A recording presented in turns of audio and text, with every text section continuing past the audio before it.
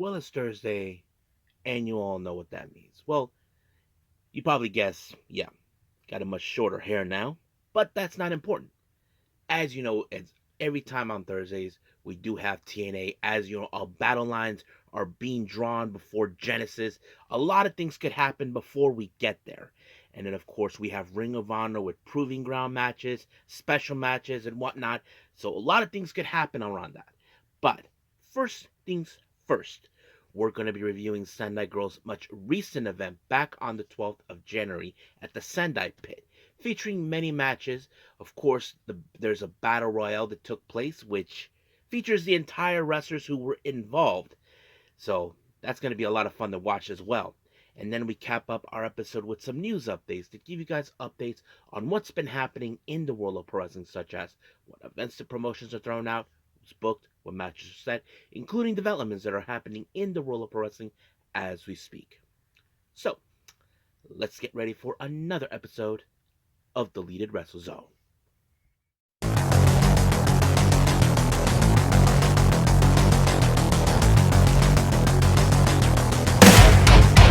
Are you ready?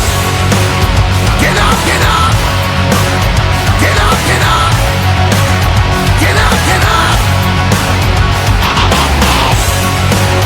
Get up, get up! Get up, get up! Get up, get up!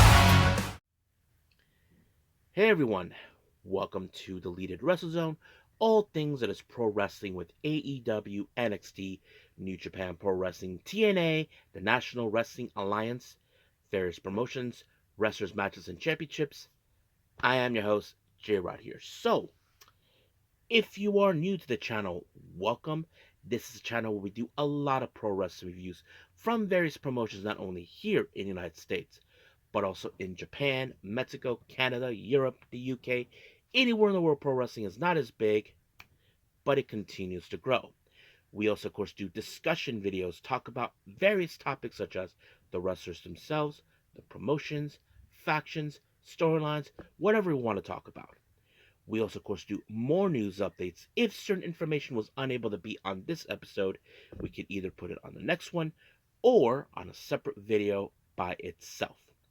We also, of course, do real-timing news updates to keep you guys on alert if something has happened in the world of pro wrestling that needs to be addressed ASAP. We also, of course, got to Nike Sayaka Watch and various other cool wrestling content as well. So if you like what you see, please subscribe to us. Please subscribe on that subscribe button. You'll be getting a lot of daily reviews and other cool wrestling content as well. But if you like this episode, please give us a like on the like button or a nice comment in the description down below. Now, all introductions have been neat said. I believe it's time to, of course, hit the highway. So let's begin with our very first review, and this is from Sendai Girls.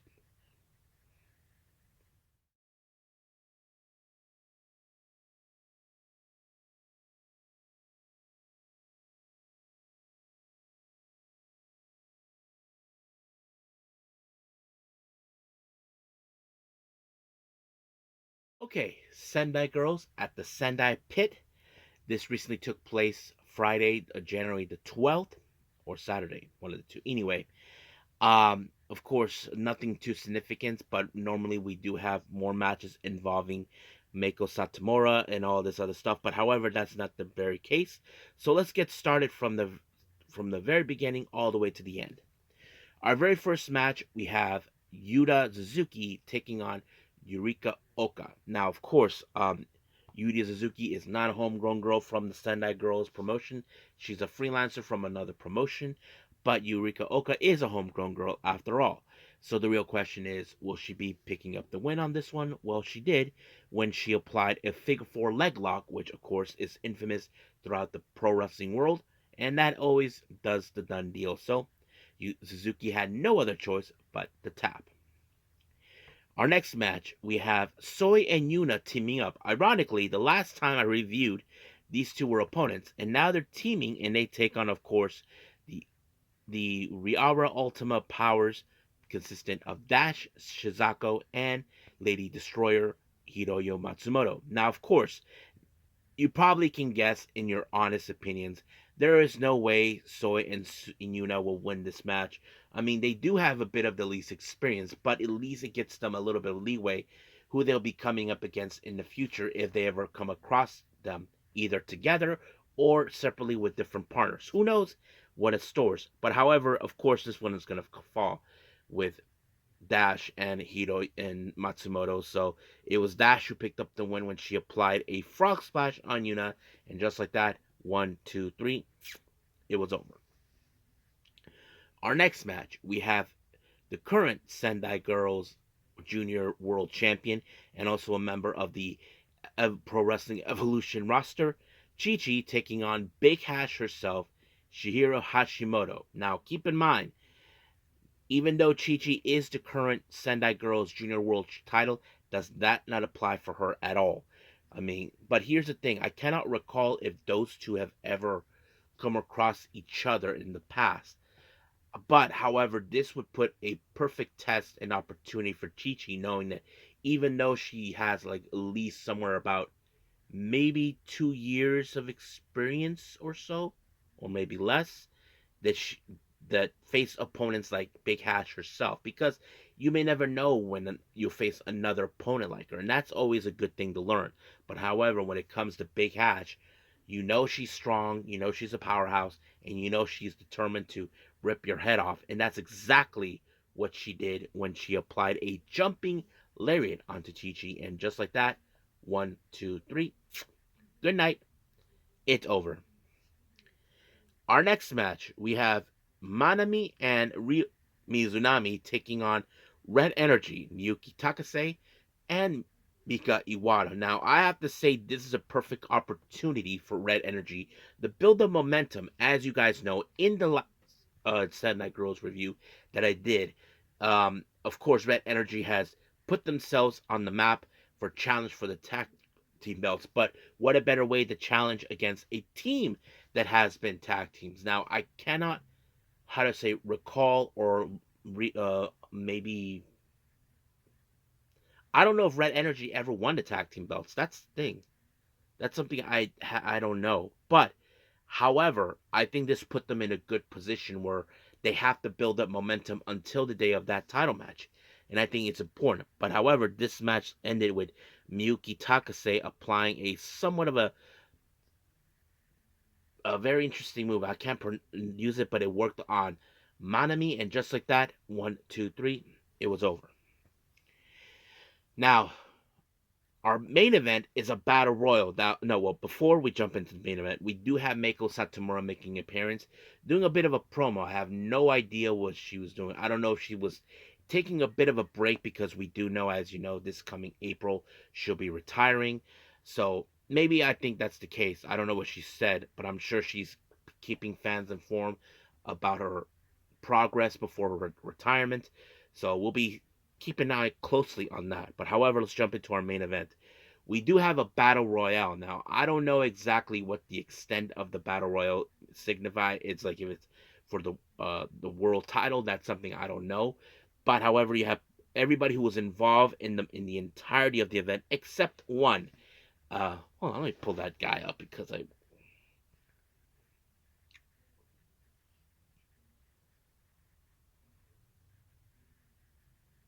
yeah, there's this one wrestler. He's the only dude involved in this. Oh yeah, Gabai G Chan. He's that old dude who acts like he's an old dude. They try to be respectful, but man, when it comes to him, he's a funny character. He's like a very unique wrestler that many people get behind, but of course. But I can tell you that this match ended with Manami winning the match. I think I'm not a big fan of Manami, but I have seen her how much she has grown significantly. That's important. You know, if you don't see how she progressed, then you guys don't know what I'm talking about. I'm sure we will see her succeed down the line as a singles wrestler. I'm sure that's something we're hoping for, but we'll see. But yeah, that pretty much is how it ends. But let's move on with our next review, and I believe this is TNA.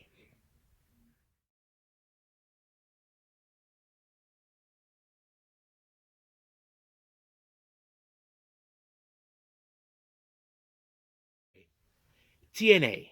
As you know, we are getting closer and closer to the next pay-per-view Genesis, a lot of things could happen. Now, before the start of the first match, we have Frank Kazarian, the so-called King, showed up. Now, it seems, as you all know, he has his eyes set on Leo Slater. Not as an opponent, but seems like I don't know if he's the kind of guy that he's looking for someone to take under his wing. But first things first, he has to deal with Trent Seven, someone who you don't want to trade lightly. I mean, Trent Seven is not a high flyer for those who probably will question. He's a very much of a brute, but stands as a junior heavyweight in some capacity. But Leon Slater, he is determined to become the youngest X Division champion. I have to say, he took a lot of beating and whatever moves that Trent Seven had on his playbook. But however, the outcome was Leon Slater walked away with the victory when he applied the Swanton 450 and 1, 2, 3. He won the match. But of course, Frank Kazarian went up to close. I don't think Leon Slater, in my opinion, wants to have any dealings with them. He wants to do things where he feels it's right. But we'll see what happens down the road. Now, as you all know, Ash and Heather Elegance have their sights set on the TNA Knockouts World Tag Team belts. They decide to have a pre-celebration thanks to that little chihuahua who decided to put a bit of a cardboard with the belts around their waist. However, Spitfire, who could not stand seeing them acting like they think they won, even though the match hasn't even happened. But however, that is something we will see. But however, of course, Spitfire was going to crash the party and making, of course, Ash by Elegance cry like a little crybaby that she is, and that worked in their favor. So that works. However, let's jump into our interview with Gia Miller. Gia talks to Sami Callihan and PCO. As you know, they will be in a non-title match with the stipulation I mean if they beat, of course, the Hardys. They're in Genesis in a three-way match. Now, of course, Sammy and PCO, I'm sure in their minds they think they're confident enough, but we just will see until that day comes.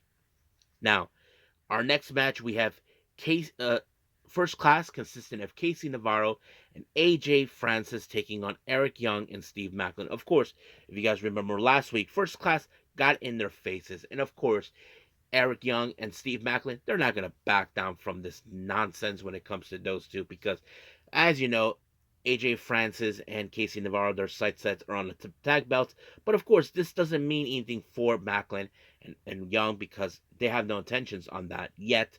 But they decided to take care of business. But of course, there was this one guy, an actor who was there, who plays a Navy SEAL, was of course got in the face of Casey Navarro and AJ Francis. But towards the end, it was Eric Young with the elbow drop onto Casey, and just like that, it was over. But however, their rivals they've been dealing with, we're talking about the system consisting of Brian Myers, Eddie Edwards, and Alicia were right there. But sooner or later, Eric and Macklin will deal with him. Now, of course, as you probably know, Rosemary has been on a hunt on Masha Slamovich for a chance of the TNA Knockouts World title. It's been, 6, 7 years since she hasn't held the belt. However, she has to question herself, why now? Why did she make the choice? Well, it seems that she allowed for other talent to win their way through. But now she's determined to cut that off now with Masha Slamovich. But we will see what happens until Genesis. Now, the Northern Armory, as you know, they're making their presence known. Josh Alexander, as you know, he will not allow someone like Mike Santana try to pretend that they think they earned his spot. But Mike Santana is the kind of guy who wants to prove people wrong. But just like that, of course, he went through the system, and now he is determined to do the same thing against the Northern Armory. So we'll see what happens within that. Now, our next match, we have Laredo Kid versus Jake Something. Now, of course, this is a big, interesting match. You have a wrestler who's a high flyer, and you got a brute. That's a real good combination because the thing is, Laredo Kid has to worry about his speed. You would think that would be his biggest weapon. No, it did not take any effect on Jake something until Jake applied an avalanche power bomb, and just like that, 1, 2, 3, it was over. Now for our match, where of course will determine whether Sami Callihan and PCO make their way to Genesis. But of course, the Rascals were watching. Of course, they're not satisfied with this decision, but I'm sure they're keeping this very closely. I mean, it's no secret the PCOs are the goats of in the tag team world, and of course, we have to see what PCO and Sami Callihan could pull off. But luckily, it was Jeff Hardy who walked away with the win when he applied a Swanton bomb on Callihan, leaving them out. So basically, it will remain the Hardys versus, of course, the Rascals. Now, as you all know, Jordynne Grace has been on edge with the return of Tessa Blanchard, claiming that she is the one who runs the division, claiming that Jordynne Grace took something that belongs to her. But we all know that's not true. She walked out. So she put a contract saying that she'll deal with her in Genesis. But if she doesn't show up, well, it just shows what kind of person she is. And then, of course, we had the face-to-face confrontation between Joe Hendry and Nick Meneth. But there is one question that many people are asking. What is the relationship between Nick Meneth and JBL? The last time Joe Hendry was in a match against Nick Meneth, well, JBL showed up and cost him a shot of the belt. Now, Nick Meneth said he had no idea what was going on. And then, of course, Ryan Meneth comes out, tries to stir things up, trying to prove a valid point that Joe Hendry doesn't care about anybody but himself. Of course, Joe Hendry didn't care, was not going to take this likely with Ryan Meneth, but Nick Meneth just super kicked him. We don't know what's going on, but the real question we do ask, this is not the first time that, of course, a guy like JBL gets involved when it comes to Ryan Meneth. But what does this mean? Well, we don't know. We will see what happens until then. But before the end of the programming, Tessa Blanchard, who wants Jordynne Grace out of TNA and take back what she felt was rightfully hers, she did sign the contract, but this led to a bit of a brawl between both Grace and Blanchard, and just like that, it ended. So we will see what happens in Genesis. So is that pretty much what happens on TNA? So let's move in with our last and final review, Ring of Honor.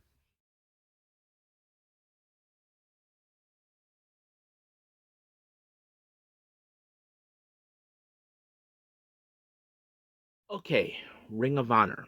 Now, of course, this opened up with QT Marshall in a good mood because, as always, QT Marshall is in a delusional state where he believes he will walk out as the Ring of Honor World Television title next week against Commander. And of course, we'll see how that goes. But, however, let's start with the first match. Our first match, we have Katsuyori Shibata, Commander, and of course, the Outrunners taking on Dylan and Zach Stewart, Rosario Grillo, and Colby Carter. Now, of course, when it comes to this match, many of you will probably guessed.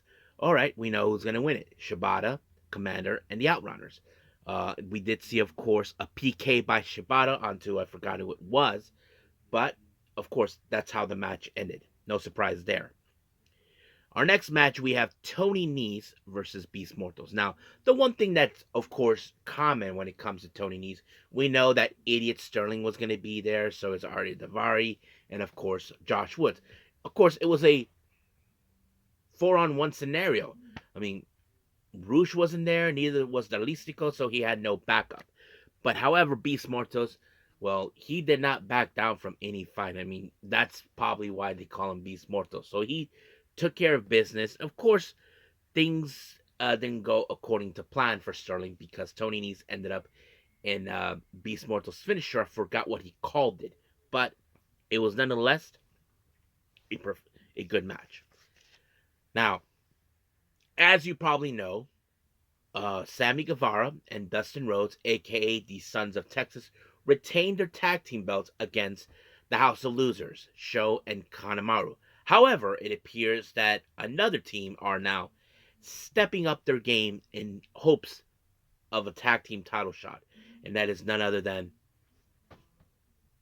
Yep, you guessed it, MXM Collection. So it seems now they are making their play for the tag belts. But the real question we ask ourselves when it comes to people that make their challenges, what is the response? We haven't heard anything from Sammy or Dustin yet. I'm pretty sure we will hear it next week at some point.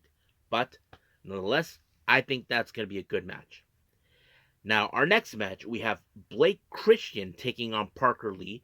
Don't know much about Parker Lee, but seems Parker is well recognized wherever they were at, and he did a pretty good job. But however, when it comes to Blake Christian, he finds ways to cheat his way through to walk away as the victor. And then, of course, he applied that double knee strike onto the back of the head on Lee, and just like that, he picked up the win. Now, this next match is a proving ground match for the ROH Women's World Television title. So Red Velvet defends face off against Angelica Risk, a wrestler who is no stranger to Ring of Honor. But of course, this is one of those matches where we see there could have been a possibility if she exceeded the 10 minutes and have a shot for the title. I mean, that would have been the case right there. I mean, Coleman agreed with it, but however, that wasn't the case until Red Velvet actually knocked her out with a 4-hour punch, and just like that, 1, 2, 3, it was done. Now, our main event, we have Shane Taylor Promotions, consistent of Lee Moriarty and Shane Taylor. They're teaming up with Lee Johnson and EJ and Duca. Ironically, we all know a while back they tried to recruit Lee Johnson, but we don't know what the extent of their relationship now, while they face Serpentico, Boulder, and of course members of the Dark Order, Alex Reynolds and Evil Uno. I have to say it was a pretty good match. I mean, it was very impressive in some capacity, but however, in certain moments, EJ and Duca, when the referee had his back turned, he gets in the way, tried to ensure this match ends quickly. But towards the end, it was Lee Moriarty with the Border City stretch onto Serpentico. Just like that, Serpentico had no other choice but the tap. So that's how it ends right there. So let's see what happens next week. Hopefully, the Sons of Texas actually responds to what, of course, MXM Collection's challenge. So for right now, let's end things here. Move on to our last and final thing, news updates.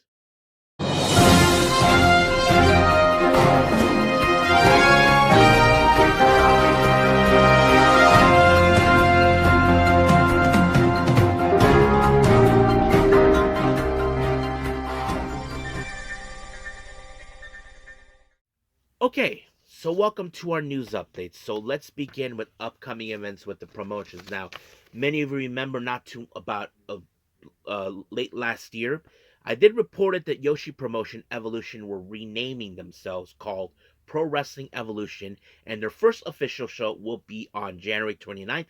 Well, they just announced the card for it, and this is going to take place on the 29th of January in Shinjuku Face. So this is exactly what's happening. We have Chica, who's making her debut and recently made an appearance in the press conference, will face off Lady Destroyer Hiroyo Matsumoto. Then we have Mei Suga and Soy teaming up, taking on Momoka Hanazono and Coyote Yoneyama. Then we have Hikaru Sato and Dan Tamura teaming up. They take on Antonio Honda and Masahiro Takanashi. We have Suwama versus Shuji Ishikawa, which is going to be interesting because they are the ones who started this whole project with Evolution. So that's going to be fun. Then we have, of course, the Muscle Sisters, Chanyota and Zones, teaming up once again. They take on, of course, Magenta, Maria, and Riko Kawahara. And then finally, our main event. This is the match I think many Stardom fans would definitely want to see. As you all know, Rana Yagami issued the challenge for Chi-Chi for the Sendai Girls Junior World Championship. Well, it's going to happen. So Chi-Chi will be making another defense, and this time it's going to be interesting. Now, as you all know, on February, between the 15th and the 16th, we had the Jersey J Cup, where talent from both GCW and JCW will be meeting up. 3 more names have been announced. We have Clark Connors, Rich Swann, and Jackson Drake. Now, Sendai Girls is announced for an upcoming event in March on the 19th of March This one's called The Top of Joshi Wrestling.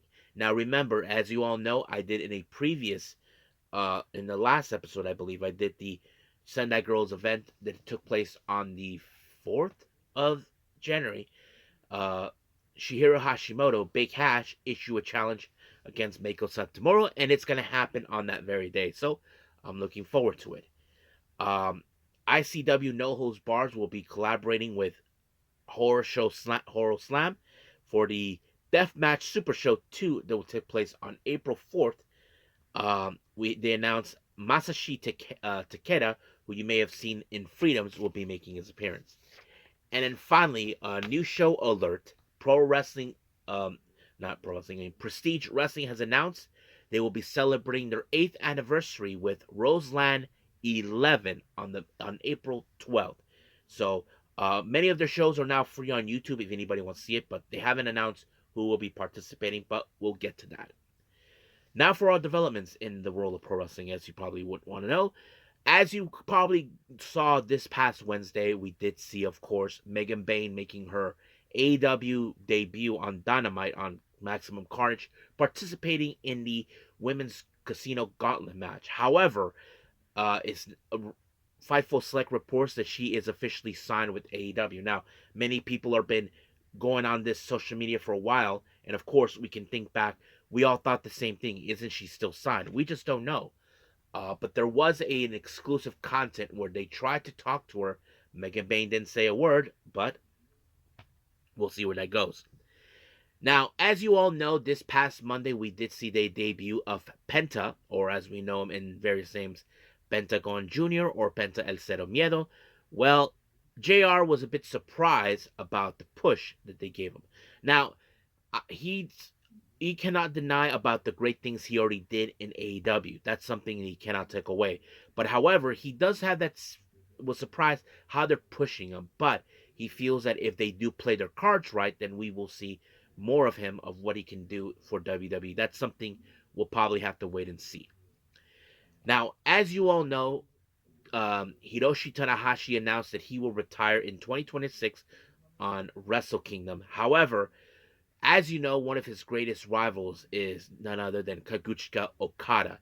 So he seems like he has an interest in of having one last match with him before he retires. So the real question of when could that happen? We don't know. I'm sure that Tanahashi, between his role as the president of New Japan and as a wrestler, he'll probably figure that out. I mean, I don't think it matters if it's in a New Japan ring or in a AEW ring, but we do know that Okada hasn't stepped in a New Japan ring for quite some time, so we will see what happens until then. Now, finally, this is a big news for everybody. You may have heard recently we saw appearances from TNA talent and NXT talent recently. Now it's official that TNA and WWE has signed a multi-year partnership, and this is probably good for business, as people often say. But recently we did see Masha Slamovich made her appearance on NXT, so we could see talent reappear, and also been talk that TNA could that we could see NXT talent making their presence known in Genesis. So we will see what happens. So I think everybody's excited to see what's going to go. But for now, this is all we have for everything on news updates, and we'll leave it as that. But right now, let's just call it a day. Well, I hope everybody enjoys this episode coming up. Well, as you probably know, there's no AEW Rampage anymore or NXT Level Up. I think some of you may question how come I'm not doing SmackDown. Well, truth to be told, I got tired of watching SmackDown way, way, way long time ago. I know some of you question, J-Rod is doing better. I would agree with you on that too, but I haven't decided yet what I'm going to do. I'm considering maybe, just maybe, try to catch up with Marvelous. I mean, no, not Marvelous. Mighty Goal with their last recent show starting this year and then moving on from there. I don't know. I haven't decided. So I may wing it from there and on, but we'll see. So until then, just be surprised. But for now, I will see you guys in the next DWZ time. Same DWZ channel. I must bid all of you adieu. So, goodbye. And have a nice day. Bang.